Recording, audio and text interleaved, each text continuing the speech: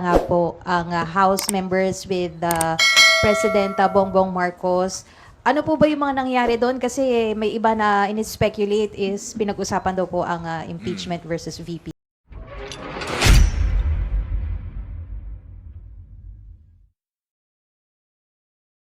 Kong Paulo. Hello. Kanina, sorry, dito po sa likod. Sorry po. Kanina po medyo napahapyawan na po no, na nagkita nga po ang House members with President Bongbong Marcos. Ano po ba yung mga nangyari doon? Kasi may iba na in-speculate is pinag-usapan daw po ang impeachment versus VP. Ano po ba talaga nangyari? Karamihan nga po nung nabasa ko sa Twitter, kabaliktaran po nung totoong nangyari. Well, hindi naman siya bago, no? Like, nung kakaupo po ng ating Pangulo, yung first 6 months niya, actually, he met with the solid North congressmen. Last year, ang alam ko, we tried to schedule a meeting with the President, with the congressmen, na parang salo-salo, not necessarily Christmas dinner lang. Hindi po natuloy. Siyempre, napaka-hectic naman po ng schedule. At napagbigyan po tayo ngayon. So basically, we arrived at around 6 p.m. in the evening. Tapos yung resolution po of support sa Presidente na binigay po ng majority of the members. Basically, dinner, saka present po yung resolution, konting kwentuhan, then about an hour, tapos kanya-kanyang uwi na po. Wala pong kahit anuman katotohanan yung mga lumabas o na-speculate o iniisip ng ibang tao. Karamihan po sobrang simpleng salo-salo lang at ang highlight po nung night, yung prinisinta po yung resolution of support ng House. And syempre, nagpasalamat po yung Pangulo na nakikita niya na buo po ang suporta ng House of Representatives sa kanya. Basically, yun po talaga yung nangyari. So, sir, kung hindi po napag-usapan dun sa dinner yung tungkol po sa impeachment kay VP Duterte, kayo na lang po yung tanungin ko, ano po ba yung opinion niyo po given na may pangalawang impeachment complaint na po na naihain? At meron din pong iba pang mga reaction. May isa po coming from a religious group po about ano. Sabi ko nga po nung nakaraan na press con din, hindi po namin mapipigilan yung mga ganyan. Ang House tatanggapin po yung mga impeachment complaints kasi nga po, part po ng mandato namin yan, part po ng trabaho namin.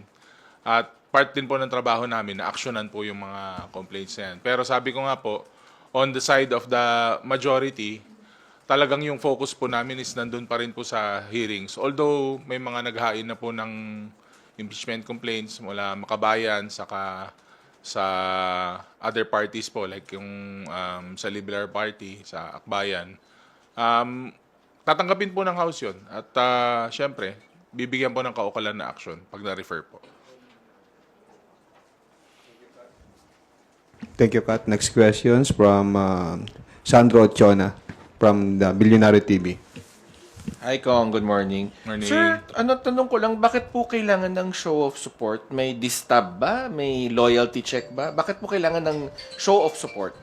Hindi. Nag-resolution kasi tayo sa floor eh. So, usually naman po pag resolution, wala naman pong disturb pero nakita nyo naman po yung threats nung sa ating Pangulo. So, I think it would warrant any kind of support, formal or informal. Pero this time, syempre, sa local government nga po, pag may mga resolution of congratulations, kami po sa local government, dinadala pa po namin dun sa mga pinagbibigyan namin. Ano pa kung Pangulo po yung binigyan ng resolution of support? Syempre, may weight din po yun. Thank you. Mela Lismoras from PTV4. Hi, good morning po, Kong. Kung unahin ko lang, no, for the record, kasi isa sa yung mga tinututukan ng House Media, yung mga hearing, meron po bang Quadcom meeting, special meeting, hearing, at may info rin ba tayo sa good government? Ano po bang, kailan po ba yung next hearings dito sa dalawang malaking mga committees na ito? Actually, ongoing ngayon, yung sa nagsuspend lang yung Quad, nasa People Center kami. Sabi ko, Chair, pwedeng pa-suspend kasi may press con ako. Hindi, joke lang. Hindi, lang kanina na na-suspend lang kasi may mga hinahabol pa. Pero medyo makapal po yung mga House bills po na pumasok sa ating quad. Sabi ko nga po, parang medyo may blessing nga po na hindi po intense yung mga meetings for this week kasi ang dami pong iahabol yung mga measures, yung mga ia-amend po. As in, patong-patong na nga po since tuloy-tuloy po yung hearings. Minsan, hindi na nga po nadidistinguish yata ng tao kung nasa quad sila o nasa good gov. Pero definitely, tuloy po yung hearing sa quad. Pero, and the local government, we will leave it to the chair na lang po, yung mga chair, na, syempre, may pace din po silang hinahabol siguro. At sabi ko nga po, medyo nakapahinga ng konti kahit na ilang araw lang po, nakapag-attend kami ng sessions, regular committee meetings kami. So, malamang may advisory naman yan. Imposibleng hindi naman kayo ang unang makaalam po, aside from the members. So, tuloy pa rin po yung sa quad kasi may mga kailangan pa po na issues na pakinggan, lalo po sa ating POGO, sa ating dangerous drugs. Sa local government naman po, sige, ganun rin po, si chairman po, antayin po natin ang kumpas. Pero sa huli pong press conference, sabi ko nga po, siguro mga more or less konti na lang po yung hearings for local government. Opo. Mas maikli na lang po. Sir, just to be clear, kasi it's a special meeting today at bakit po siya closed door? Ito po ba ay somehow nagpe-prepare na po ba ng committee report? Ano po yung pagkakaiba ng special meeting today sa mga usual public hearing? Marami po yung referrals eh. So, inallow din po yung hybrid sa may Zoom, kasama po yung Zoom saka actual. Pero mga kami kanina, we were about 6 members na nandun. Yun nga po, medyo makapal. So, and medyo under the weather po si Chair Ace. Nahihirapan po magsalita, nawalan po yung boses. So, kino-consolidate lang po yung mga patong-patong na House bills. Then, baka either this week or next week, meron pa po kaming isa before yung quad hearing na actual. Baka may isa pa po kami na meeting. Opo. Sir, dun lang sa sa good government kasi yun nga lumabas sa ulat ng PSA na walang Mary Grace Piatos sa kanilang database and may mga lawmakers din na nagsasuggest na submit din sa PSA at ipa-validate yung tama po ba? Nasa 4,000 names na acknowledgement receipt sa confidential funds ng DepEd at OVP. Ano pong masasabi nyo rito? And if you have information kung ano na yung usad ng communication natin sa PSA din? Siguro yung kay Aling Mary Grace Piatos kasi kailan nang lumabas yung official na statement ng PSA. Malamang ganun din yung mga iba kasi sobrang, 'di ba? Wala namang parang creativity nila is 10% lang, parang ganun. Parang wala masyadong So, hindi na tayo nagulat doon, no, sa Mary Grace Piatos. Sayang lang po yung pabuya, hindi na makukuha kasi nga po wala po talagang Mary Grace Piatos. So, inaasahan po natin na mga ibang pangalan malamang ganun din po lalabas.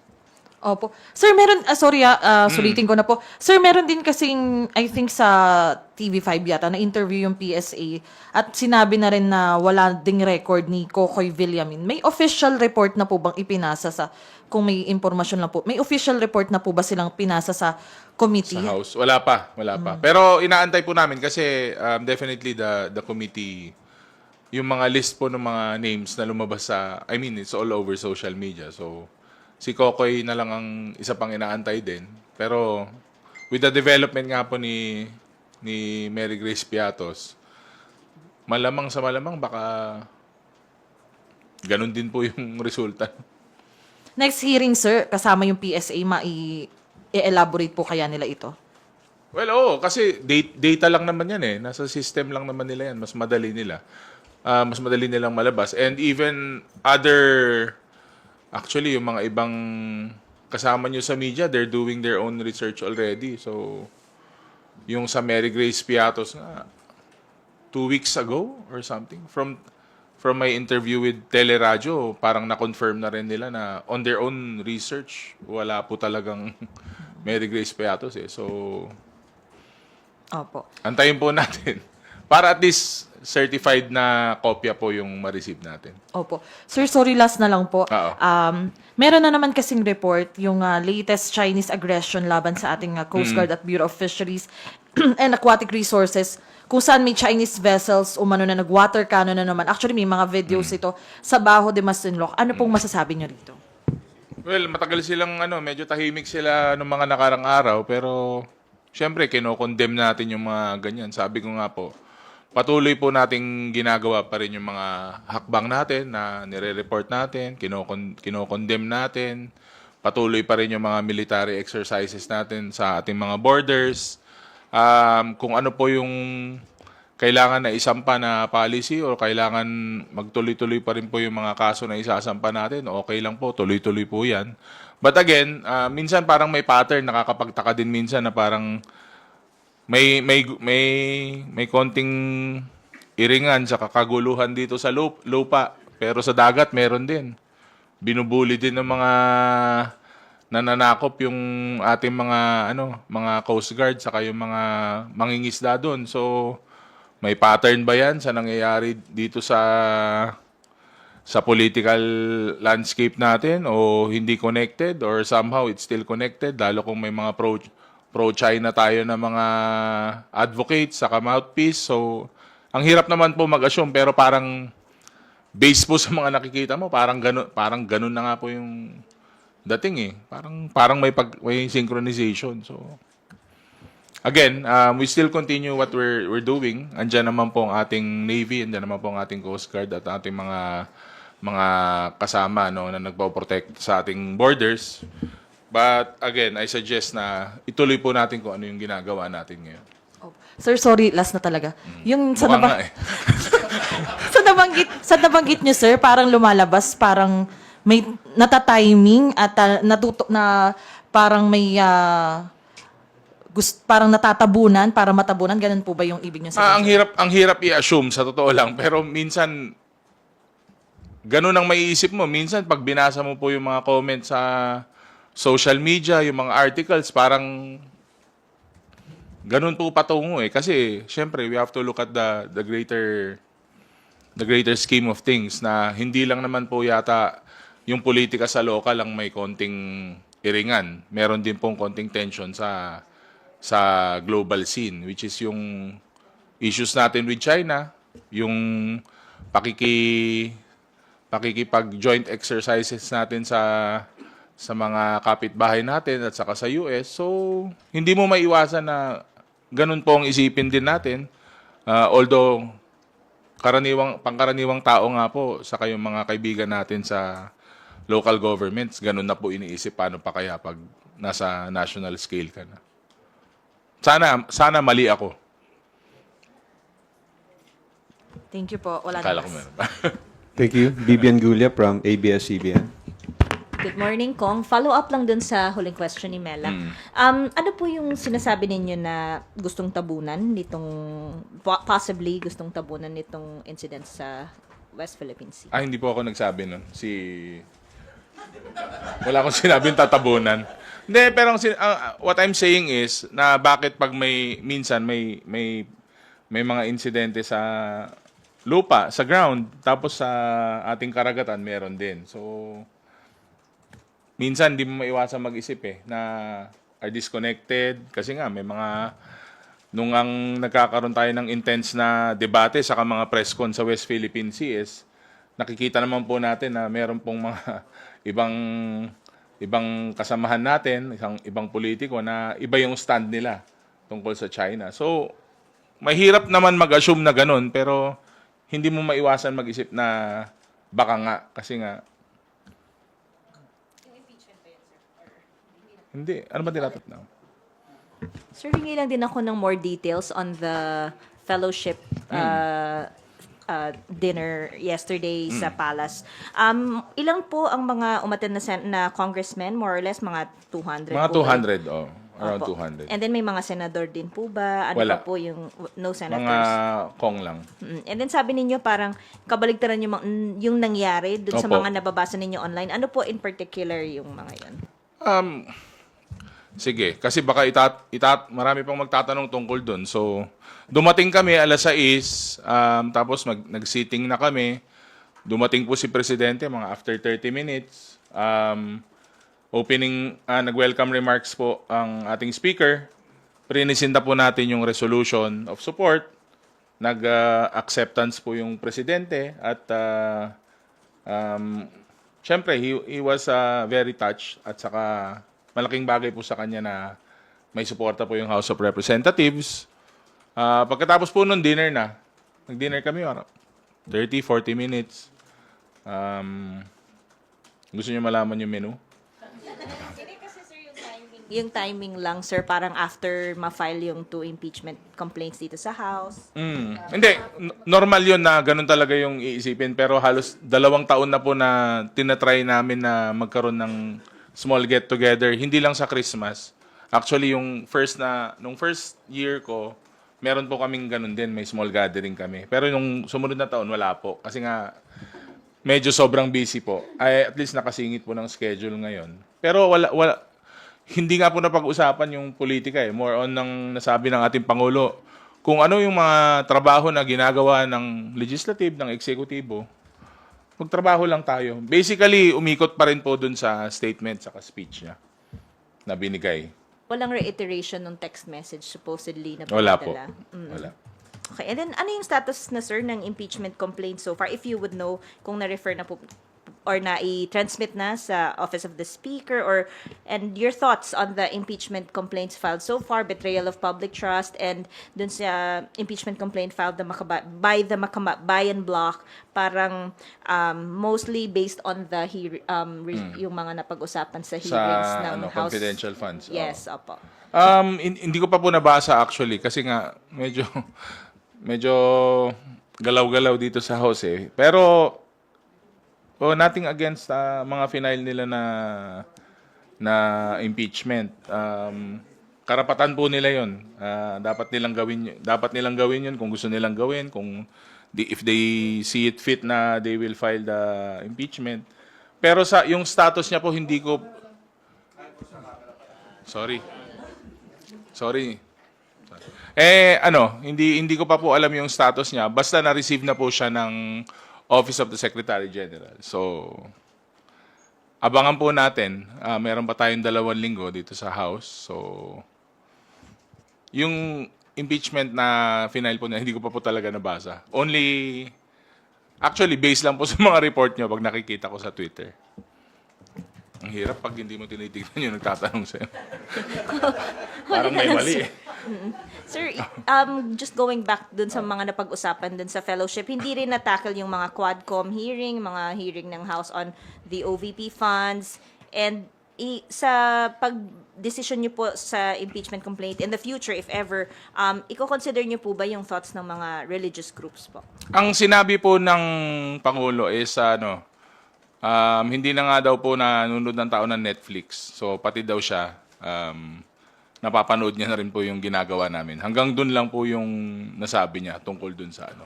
Sabi ko nga po, nothing too political, nothing too specific po, yung sa dinner. Ang hirap talaga. Pwede bang sa susunod dito kay lahat? Para mas maganda yung natin.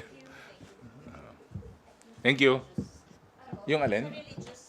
Thoughts ng religious groups, will it be part of your consideration? Oo naman po, lahat naman po ng sektor kasi nga po as a legislator, syempre po pag policy driven kayo, legislative ang trabaho nyo, you will consider po lahat ng boses ng lahat ng sektor. Not only the religious sector, syempre yung business sector, yung urban poor, halos lahat po 'yan tatamaan po 'yan. Pero again, at the end of the day, kailangan po may consensus kasi nga po iisa po ang goal naman natin dito sa House of Representatives, syempre ituloy po yung ating mga ginagawang trabaho. At again, yung consensus din po ng lahat, importante rin po 'yun. Not only the congressmen and women, but all of the sectors, not only religious sectors. Thank you. Big Simintok from Net 25. Kung I need to ask this question as follow-up doon kay Vivian regarding doon sa opinion ng religious group.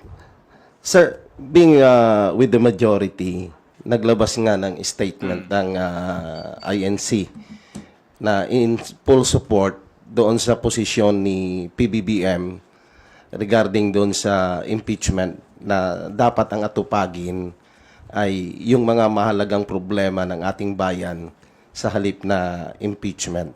So ano po ang reaction po ninyo with regards to that statement of INC? Sabi mo nga kanina, Kuya Vic, no, may ilalabas na official statement po yung mga kapatid po natin sa iglesia. Siguro maganda rin po na mabasa rin yung magiging official statement nila. Kasi yung mga napanood ko po nasa social media, baka taken out of context. Pero ganun pa man, hindi, medyo klaro naman po yung mga napanood ko. Parang sinasabi nila, they're in support of the statement of the president. At sabi naman po nila, magsasagawa po sila ng rally. At alam po naman po natin, syempre, nire-respeto po natin ang ating mga kapatid sa iglesia. At alam po natin na yung isasagawa nilang prayer rally is talagang pong pagpupulong at pagsasama po para sa ikagaganda naman po ng bansa. Wala naman po yatang religious sector ang gagawa po ng rally na sa hindi po ikakaganda ng ating estado ngayon. So, nire-respeto po natin yan. But again, hihintayin din po natin yung official statement kasi sabi nyo nga po baka mas maganda na mabasa po ng kompleto. But again, maayos naman po yung base po sa mga nabasa ko, sa mga napanood ko, maayos naman po yung pagka-relay ng mensahe po ng Iglesia ni Cristo. So, makaka-affect, may bearing ba yon doon sa nakasampang impeachment? Yun po kasing sa impeachment, kahit sino pong sektor, maari silang maghain eh. So, ang trabaho po namin, we're constitutionally mandated na aktuhan po yun. Lalo po pag na-refer na yun. Kasi pag hindi nyo po inaktuhan yun, parang hindi po namin ginawa yung trabaho namin. Pero yun nga po, may proseso pong pagdadaanan yan. Hindi naman po isang boto lang yan. Boto po ng buong House at ibabato po natin sa Senate. Then, depende po sa progress ng mga na-file na impeachment complaints. Okay, thank you. Thank you, Vic. Billy Vegas from Abante and Politico. You're recognized. Kung magandang tanghali po. Anong tangali? Hingi lang po ng reaction doon sa sinabi ni Senate President Cheese na doon sa mga kasama niya, ang appeal niya wag na mag-public statement regarding doon sa impeachment kasi daw sila yung magiging judge kung papasa sa House. Tama po yun. Actually, nakikiisa po tayo sa statement ni Senate President Cheese, no? Kasi wala naman pong judge na sasabihin niya na pabor siya o hindi pabor sa ganitong kaso. Kahit 10 judiciary kayo pumunta, wala pong judge na pupunta sa social media o sa live sa live na o kaya man lang sa publication na sasabihin niya na hindi ako pabor sa ganito, hindi ako pabor sa impeachment, pabor ako sa impeachment. Wala pong gumagawa nun. So kaya nga po nagbigay po ng word of caution si Senate President. At tama naman po. Yun naman po dapat ang gawin na if ever it reaches the Senate. Hingi na lang din po ng reaction sa sinabi po ni VP Sara. Ang sabi po niya, ang Pasko ay panahon ng pagpapatawad, pagmamahal at pagbibigay, forgiving, giving, and loving. Lagi ko pong sinasabi na depende yan sa tao, pero dahil ako ay Vice President, kailangan ko sabihin na yan ang mensahe at ang diwa ng Pasko. Pero kung ako, hindi ako magpapatawad, sabi niyo po. Siya po siguro yun. Pero kung ako nasa lugar niya, siguro, broad po kasi ang pagpapatawad. So, ang pinakauna ko pong gagawin, papatawarin ko muna yung sarili ko bago ako magpatawad ng ibang tao. Kasi pag napatawad mo na sarili mo sa mga pagkakasala mo o kung ano man nagawa mo masama, yan lang po yung panahon na makakapatawad ka na ng mga ibang tao. So, unahin po muna ang sarili para at least po makapatawad po tayo ng ibang tao. Merry Christmas. Thank you, Billy. Marian Enriquez from TV5. Go ahead with your questions, ma'am. Good morning, sir. Regarding lang po ulit dun sa Christmas dinner last night, kamusta po ba yung mood ng President? You mentioned na he was touched po, pero did you approach him? Were you able to talk to him? What did he say? Madami po kasi, pero inikutan naman po niya kami lahat. Nakapag shake hands naman po. Tapos, Ilocano kasi ako pag nagsasalita sa kanya. So, kinamusta ko lang siya, sabi niya. Okay naman daw siya. Siyempre, maraming trabaho. Saka medyo gabi na. So, baka pagod na siya from mula umagang pagtatrabaho hanggang ano. Pero ano naman, maganda po yung... He was in a very, feeling ko malaking bagay na yung may nabigay po sa kanyang resolution na ganun.